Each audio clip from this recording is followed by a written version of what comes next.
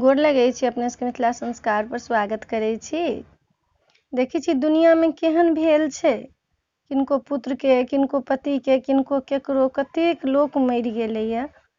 देखबे करै छी जितवाहन के मनबियौ जे उ छथिन पुत्र के रखवाला, एकदम रखवाला छथिन, तऽ ओही पर एकटा गीत दै छै से सुनबै।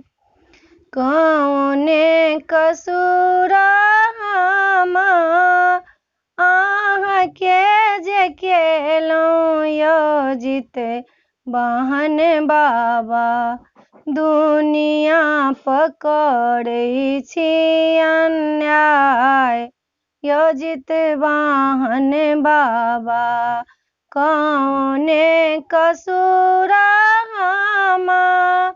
हम के जे केलौं यौ जितवाहन बाबा, दुनिया पकड़ै छी अन्याय यौ जितवाहन बाबा।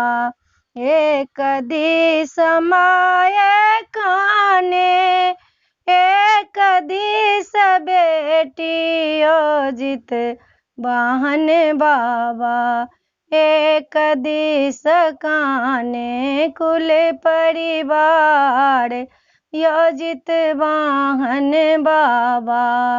कौने कसूर आई हमरा सब भेलै यौ जितवाहन बाबा, दुनिया पकड़ै छी अन्याय यौ जितवाहन बाबा।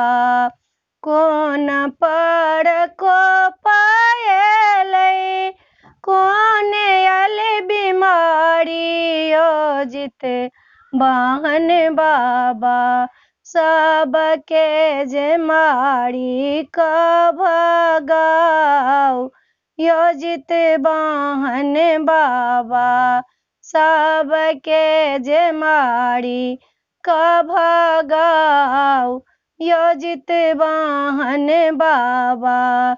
मिनती करै छी जितवाहन, पैर हम धेलौं यौ जितवाहन बाबा, सभक पुत्र के करू रक्षापाल यौ जितवाहन बाबा, सभक पुत्र के करू रक्षापाल यौ जितवाहन बाबा।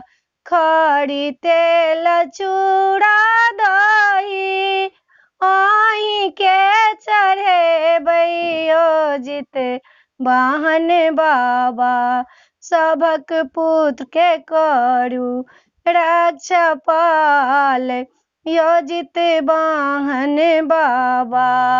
कल जोड़ी मिनती हम अहीं सँ करै छी यौ जितवाहन बाबा, दुनिया के करियौ कल्याण यौ जितवाहन बाबा, दुनिया के करू कल्याण यौ जितवाहन बाबा।